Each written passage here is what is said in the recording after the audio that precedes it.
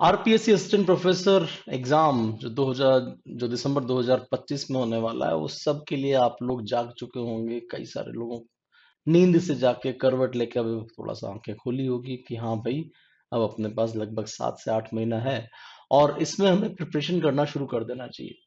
Motivation के लिए बहुत सारी चीजें आती रहती है कि भैया जी पिछला वाला रिजल्ट आया था, अभी अभी उसमें रिजल्ट में क्या रहा, रिजल्ट में कुछ इस तरह के मैसेजेस हम लोगों को लगातार आए। और ये जो मैसेजेस थे कि हाँ मेरा क्लियर हो गया, हाँ जी भाई इंटरव्यू कॉल आ गई, और ऐसा ही कुछ आप भी अपने लिए अपेक्षा रख सकते हैं। दिमाग में आते ही आपको लगेगा यार कैसे होगा ये सब कुछ, हमें भी तो चाहिए। ये हमें भी तो चाहिए के लिए मैं जो पिछले साल मैंने एक वीडियो अपलोड किया था आरपीएससी जो प्रिपरेशन चल रही थी, तो हमने कुछ प्रोग्राम्स बनाए थे। एक वीडियो मैं शेयर करूंगा, जो जिस बच्ची का ये वीडियो था वो एक्चुअली क्वालिफाई हो गई है। जरा एक बार ये वीडियो देखते हैं हम। सर, पहली चीज तो ये है कि मतलब मैं रेगुलर हो गई हूँ। मतलब मैं रेगुलर नहीं थी पहले। अभी मैं काफी रेगुलर हूँ। हम्म। तो ये चीज है। और दूसरा सर, जो प्रोग्रेस है वो तो हुई है मेरी। मतलब पहले से जो टॉपिक्स है वो काफी अच्छा हो गया है। पहले में ये रहता था कि जस्ट मेरे को प्रैक्टिस करने को कुछ नहीं मिलता था। अभी में वो पूछते हैं तो और कितना जल्दी दिमाग लगाना है ये भी थोड़ा पता लगने लगा। ऑल तो गलतियां होती हैं, लेकिन उससे फिर सीखने को जल्दी मिलता है कि वो अगली बार बहुत जल्दी क्लिक करता है अगर मैंने जो गलती करी है वो। बहुत सही है सर, क्योंकि पता होता है कि अभी 2 दिन है या एक दिन है बीच में, तो इसमें मुझे इस तरीके से काम करना है। और जनरली टेस्ट जो होना है 1 वीक में होना है। पहले मैं क्या, मतलब मैं क्या करती थी, एक दिन पहले ही पढ़ती थी। पता नहीं वो अपने आप से बहाने आ ही जाते हैं सर कि ये हो गया वो हो गया, लास्ट के दिन पढ़ लेंगे। लेकिन अभी में ये हो रहा है कि मैं जो है, मतलब जब तक वो बीच में जो टाइम आता है उससे पहले चिड़िया उड़ भी आएगा ही आएगा, तो आपको अल्टीमेटली पढ़ना ही है, तो आपकी तैयारी हो ही जाती है। जी सर, मुझे काफी सही लग रहा है। मतलब पहले में मैं यही बता रही हूँ ना कि मैं जस्ट पढ़ लेती थी, लेकिन वो आप 2-3 दिन बाद पक्का वो भूल ही जाते हो। और वो टॉपिक है वो हम कब से ही रटते आ रहे हैं सर, वही रहने वाले हैं, टॉपिक चेंज नहीं होंगे। लेकिन चेंज होता है सर क्वेश्चन का तरीका। और वो सब आपको चिड़िया उड़ से मिलता है। वो किस तरीके से वो क्वेश्चन पूछा जाएगा। और रियल चीज सर, रियल चीज, मैं क्वेश्चन सही से नहीं पढ़ती हूँ कभी भी। मैं वो नोट जो लिखा हुआ होता है वो स्किप कर जाती हूँ। लेकिन चिड़िया उड़ से ये चीज अच्छी हुई है कि मैं वो चीज स्किप नहीं करती। इनका वीडियो देखने के बाद एक चीज तो अपने को समझ में आती है कि जो आरपीएससी का सिलेबस है, जूलॉजी का पेपर 1 पेपर 2, पहला जो पेपर है वो टिपिकल वाला क्लासिकल है। खूब भयंकर आपको रट्टे लगाने हैं, स्पेशली अगर आप taxonomy diversity of life form यानी कि आप अपना जो इनवर्टिब्रेट्स को लेके जानना चाहें, और आपका कंपेरेटिव कॉर्डेट जिसमें कि इकोनॉमिक जूलॉजी वगैरह सब कुछ आती है। उसके अलावा जो खतरनाक चीज होती है वो इथोलॉजी। ये चारों पांचों जो सब्जेक्ट, और डेवलपमेंटल बायोलॉजी मजे की बात है इसमें टिपिकल नेट वाली नहीं है, टिपिकल ग्रेजुएशन वाली है। थोड़ा सा डिफरेंस है। नेट वाली जो डेव बायो आप लोगों ने पढ़ी है, ड्रोसोफिला, सी एलिगेंस, बैसिलस सबटाइलिस, एम्फीबिया के जो जीन लेवल का मामला है, ह्यूमन में भी जो जीन लेवल पर आपने सेक्स डिटर्मिनेशन, जो ऑर्गन डेवलपमेंट, इस तरह की बातें की होंगी। लेकिन यहाँ पर मामला ऐसा नहीं है। यहाँ पूरी तरह से आपको ध्यान रखना है कि भैया जी गेस्ट्रुलेशन में कौन कौन से मूवमेंट होने हैं, एम्फीबियन डेवलपमेंट में क्या क्या मामला है, और अगर आप चिक डेवलपमेंट पे जा रहे हो तो 48 आवर्स, 72 आवर्स, 96 आवर्स पे क्या क्या हो रहा है, आपको भैया जी ऐसे ध्यान देना है। तो थोड़ा सा मामला लगे मजे की बात है। आपको जो टाइटल नजर आ रहे होंगे सी सर नेट के सिलेबस के नजर आ रहे होंगे। थोड़ा सा मैं आपको एक ओवरव्यू देने की कोशिश करता हूँ कि ये जो मामला है इतना ज्यादा पेचीदा क्यों है। पेचीदा इसलिए कि अगर आपको यहाँ पर इन सवालों पर मैं ध्यान दिलाऊं, 2016 15-16 वाला जो एग्जाम हुआ था, 15 में नोटिफिकेशन आया तो 16 में एग्जाम हुआ था। मैंने दो ही टॉपिक उठाए हैं, एक तो सेकंड पेपर में टूल एंड टेक्निक, और फर्स्ट पेपर में से इथोलॉजी। थोड़े से कठिन टॉपिक है, बाकी तो एकदम से हमें ध्यान नहीं जाता। ये जो सारे के सारे हैं टिपिकल वाले क्लासिकल क्वेश्चन, इसमें एक्सपेरिमेंटल कुछ भी नहीं है। जो रट्टा मैक्सिमम आप रट्टा मार सकते हो। ये आपका टेक्निक का क्वेश्चन था, बड़े ही सिंपल क्वेश्चन थे। इसमें आपको क्या पर आधारित सवाल आते थे 2016 तक। फिर आया आपका 2021। 2021 में भी ये जो इथोलॉजी था, एनिमल बिहेवियर, बहुत अच्छे लेवल पे क्या बेस्ड सवाल थे इसमें, कैसे बेस्ड सवाल नहीं है कहीं भी। आपकी इन डेप्थ नॉलेज कितनी है सब्जेक्ट को लेकर, कितना आपने डिटेल में पढ़ रखा है, वो आपकी नॉलेज है। और जो टूल एंड टेक्निक का सवाल था, ये बड़ा हास्यास्पद क्वेश्चन पेपर था, क्योंकि एक ही टॉपिक पर 6 सवाल। इस तरह से उन्होंने इवोल्यूशन भी किया था, Bergmann law, Rensch law, Gloger's law, सारे के सारे लॉ एक साथ लाइन से 5-5 सवाल। मुझे नहीं पता किसी ने आफत टाली थी क्या किया था, पर पॉलीमरेज चेन रिएक्शन पे एक साथ 6 सवाल थे इस तरीके के। उनमें से 3 सवाल तो हमें भी नहीं आते थे, क्योंकि वो एक्सपेरिमेंटल लैब लेवल के सवाल थे कि लैब में एग्जैक्टली करते क्या हो। मुझे नहीं पता इनको असिस्टेंट प्रोफेसर ढूंढने थे या वैज्ञानिक ढूंढने थे। और ऑब्वियसली 6 सवाल में ज्यादातर लोगों को 3 या 4 सवाल मैक्सिमम आते थे। खैर, ये 2021 की बात थी। 2024 का मामला और भी ज्यादा खतरनाक था। यहाँ पर इन्होंने जो पैटर्न चेंज किया वो थोड़ा सा इन डेप्थ लेवल पर गए थे, और भी ज्यादा पीछे से ज्यादा लेवल पे था। और इथोलॉजी को इन्होंने साइंटिस्ट लेवल पे, जो छोटे छोटे साइंटिस्ट थे उनके लेवल पे गए, डिटेल मैकेनिज्म्स के लेवल पे गए। और भी अगर आप देखो तो उसमें एरिया वगैरह पूछने की कोशिश की, सबसे बड़ा शाकाहारी जीवों का क्षेत्रफल कौन सा है, यानी कि तो अच्छे खासे सवाल थे। एक्सपेरिमेंटल यहाँ पर टच इन्होंने देना शुरू कर दिया था। 2024 के बारे में बात कर रहा हूँ। ऐसा ही टूल एंड टेक्निक में इन्होंने थोड़ा सा डिटेल्ड सवाल थे अब की बार, जो ये आपका टूल एंड टेक्निक पर जो सारा का सारा मामला था, उसको भी इन्होंने काफी ज्यादा फोकस किया है। अब आपके दिमाग में प्रश्न आ रहा है, ये सब कुछ मैं आपको क्यों बता रहा हूँ? तो एकमात्र सवाल इसका जवाब है कि भाई टाइम है, सिलेबस बहुत बड़ा है, और बहुत सारा कुछ प्रिपेयर करना है। हमें जो ओवरऑल पैटर्न आप लोगों का नजर आता है काम करने का, वो ये कि हमारे यहाँ जो सब्सक्रिप्शन होता है, हमारे यहाँ जो लोग ज्वाइन करते हैं हम लोगों को, वो ज्वाइन करते हैं, नोटिफिकेशन आया, पहले 5 दिन लोग जोश में आते हैं, फटाफट फटाफट स्टडी मटेरियल दे दो हमें, तो टेस्ट सीरीज चालू कब कर रहे हो, और क्या लाइव क्लास या ऑफलाइन क्लास चालू कब करोगे, गजब गजब की इंक्वायरी करेंगे। और सब्सक्रिप्शन जो भी होने होंगे, उसके बाद सब शांत हो गया। अभी किसी को याद नहीं आ रही है, सब गर्मी में बिल्कुल एसी में बैठे हैं, आराम से कूलर पंखे की हवा खा रहे हैं, या अपने खेत में गेहूं वेहूं साफ कर रहे हैं, बड़े, या शादियों में शायद बिजी हैं, अगला महीना शादियों का आने वाला है। फिर पूरा का पूरा मामला शांत हो जाएगा। फिर संभवतः जब कभी भी डेट आएगी, तो दिसंबर में उन्होंने टेंटेटिव डेट दे रखी है, तो वो एग्जैक्ट डेट बताएंगे, सपोज अक्टूबर में एकदम से हमारे सब्सक्रिप्शन शूट अप करेंगे। मैं सच बता रहा हूँ, ये जो लास्ट के 2 महीने में, इसमें आप सिर्फ ये देख सकते हो कि क्या पढ़ना है, वो याद नहीं हो सकता। हम में से कोई भी सुपर ह्यूमन नहीं है कि ये दो बड़ी बड़ी जो किताबें हैं, दो बड़ी बड़ी किताबें तो नहीं बोलूंगा, दो बड़े बड़े जो पेपर्स हैं, उनका सब कुछ आप 1 ही 2 महीने में याद कर जाओ। हम तो मटेरियल बना देंगे, हम तो वीडियोस भी बना देंगे, हम क्लास भी ले लेंगे, लेकिन भैया एग्जाम तो आप ही को देना है। ठीक है? तो तैयारी कुछ इस तरह से कीजिए कि आप पूरे के पूरे 7 से 8 महीने अच्छे से पढ़ाई करें, क्योंकि आपके पास एक और बड़ा हेडेक है, उसका नाम है जनरल नॉलेज, जीके, जो राजस्थान जीके। तो इस चीज का थोड़ा सा ख्याल रखें। इंपॉर्टेंट चीज है, आपके पास हमेशा कंफ्यूजन रहता है, मैं ऑनलाइन करूं ऑफलाइन करूं, और इस कंफ्यूजन में आधे लोग मारे जाते हैं, और तीसरी चीज चूज कर लेते हैं रिकॉर्डेड। चलिए कोई बात नहीं, हम आपको ऑफर कर रहे हैं कि भाई आप ऑनलाइन ले सकते हैं, या live online, my word is live online, क्योंकि जो ऑफलाइन क्लास होती है वही ऑनलाइन पे रिले होने वाली है, कोई डिफरेंस नहीं आने वाला है। बट कुछ लोगों को जो ऑफलाइन का हम सवाल पूछते हैं, भाई क्यों करनी है तुझे, तो कहते शेड्यूल बन जाता है। या शेड्यूल बन जाता है, और नोट्स बन जाते हैं, नोट्स बनाने को मिलते हैं, और पढ़ाई का माहौल बन जाता है। तो ये दूसरे नंबर की जो चीज है, थोड़ा सा आप अवेयर रहिए, क्योंकि नोट्स हमारे पास सारे के सारे बने बनाए हैं, हम बैठ के डिक्टेट नहीं कराते। तो ये थोड़ा सा एक डिफरेंस है हमारे ऑनलाइन ऑफलाइन में और दूसरों के ऑफलाइन में। घंटों की क्लास नहीं होती कि 5 या 6 घंटे हम आपको बैठ के पढ़ा रहे हैं। हार्डली 2 घंटे, 2.5 घंटे, 2 घंटे, 2.5 घंटे से ज्यादा की लंबी क्लास नहीं होती, क्योंकि हमें सिलेबस मैप नोट्स पर आधारित पूरा करना होता है। कंटेंट हम आपको सारा का सारा प्रिंटेड देते हैं इसके अंदर, ऑफलाइन क्लासेस में।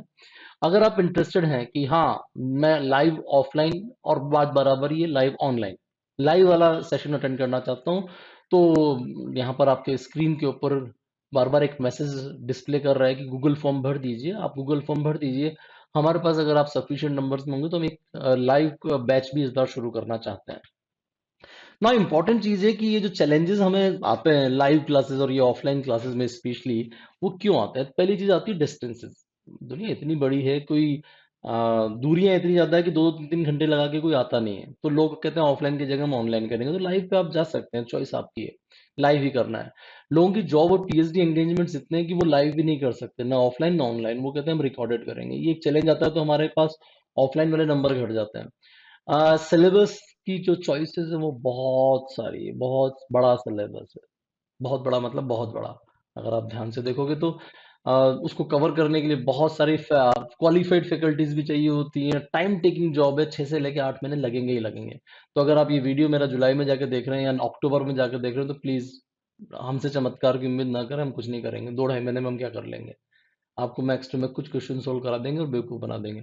12 घंटे कोई नहीं लेने वाला है क्लास, ना आप लोगे ना हम देने वाले हैं। अजीबोगरीब मांगे इस ऑफलाइन क्लास की ये होती है, आप 2 ढाई घंटे का पढ़ाते पढ़ाते 6 महीने में कैसे कोर्स पूरा करोगे, वो आपका आउटलुक नहीं है, वो हमें पता है कैसे करेंगे।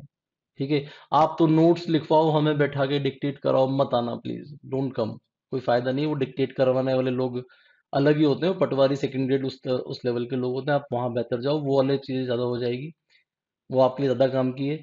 नीट का लेवल नहीं चलने वाला है। क्वेश्चन आपने देख लिए, जैसे कई लोगों की गलतफहमी होती है कि नीट की किताबें पढ़ लेंगे हो जाएगा, नहीं होगा। Please be practical.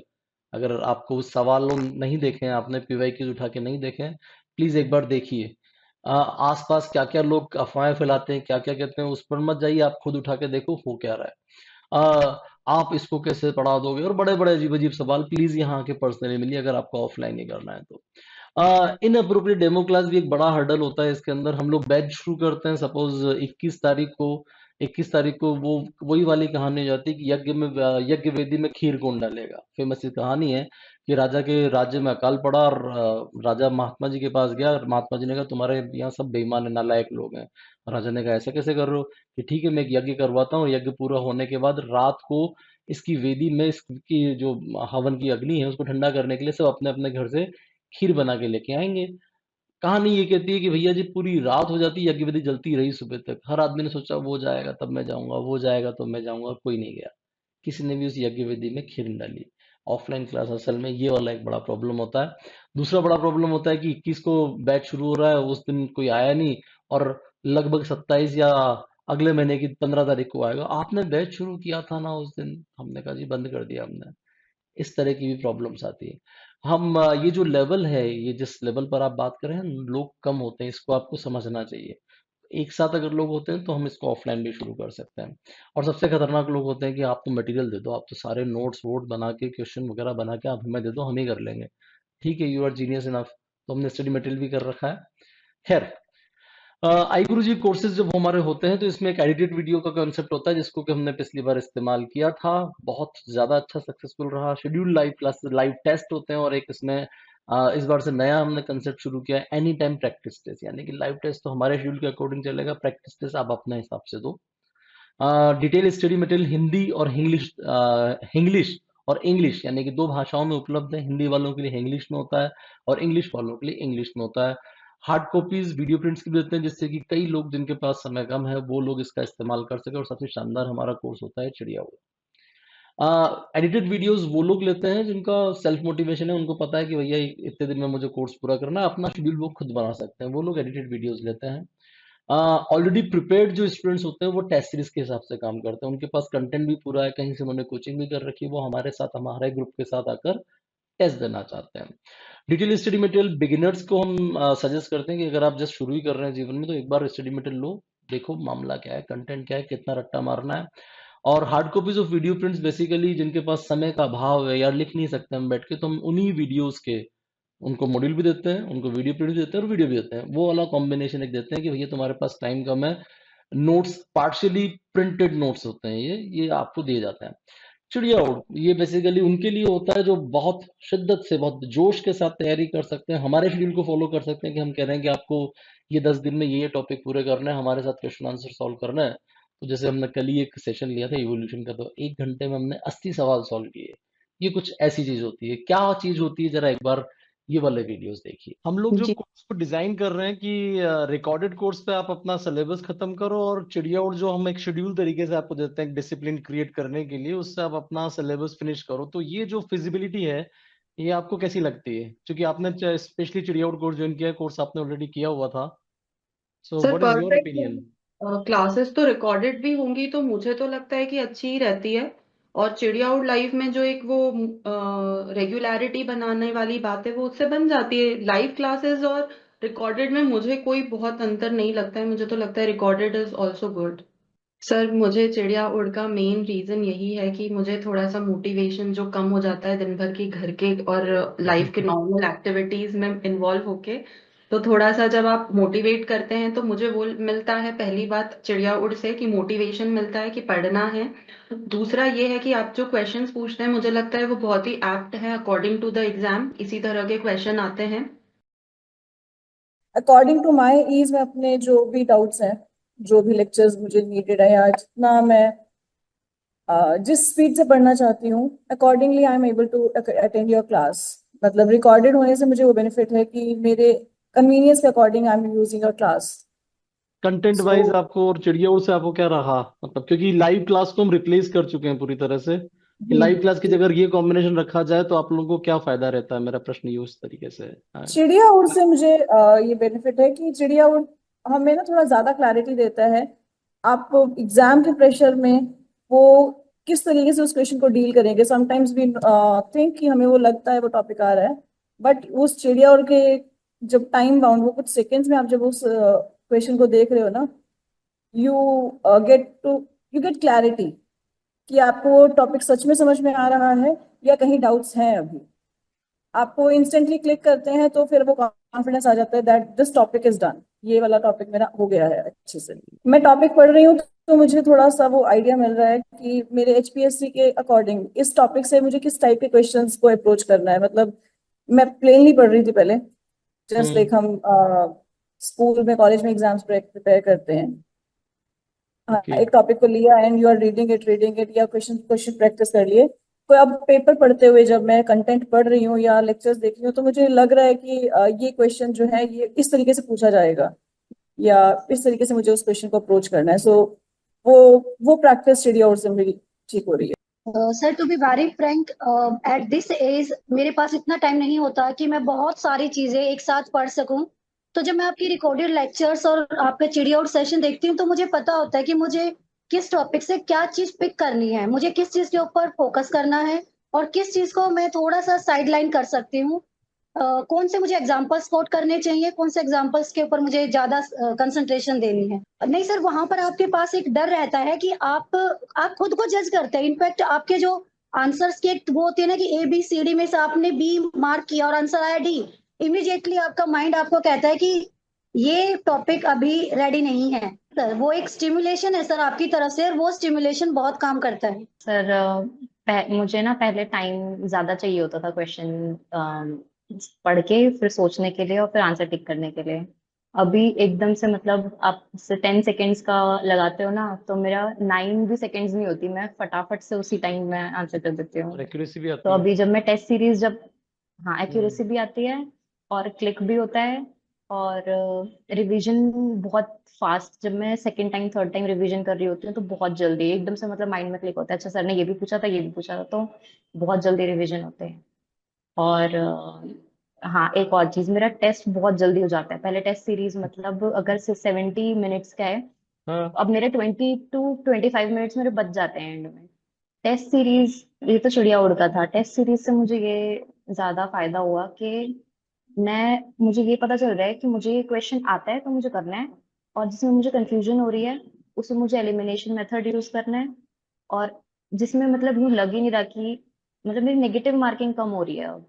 तो सर उसमें आपके जो रिकॉर्डेड या लाइव कोर्स रहते हैं उसमें पॉइंट टू मतलब टू द पॉइंट चीजें मिलती हैं ज्यादा, उसमें बहुत गहरे में नहीं दिया रहता है, लेकिन टू द पॉइंट मतलब जो एग्जाम में आना रहता है तो वही दिया रहता है।